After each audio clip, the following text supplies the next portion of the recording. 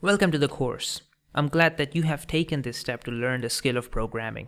Software engineering is one of the most exciting fields of our generation, and I'd love to help you become a part of this growing community.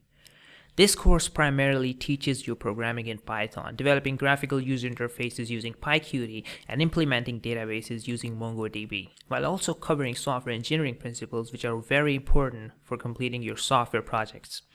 So who is this course for? This course is definitely for a complete beginner.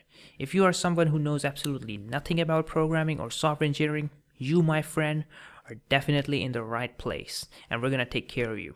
So, what do you actually require for this course? You only need 3 things: a laptop or a computer, an internet connection, and persistence. If you work hard enough, you'll definitely understand and be able to implement the things taught in this course yourself while working on your own projects.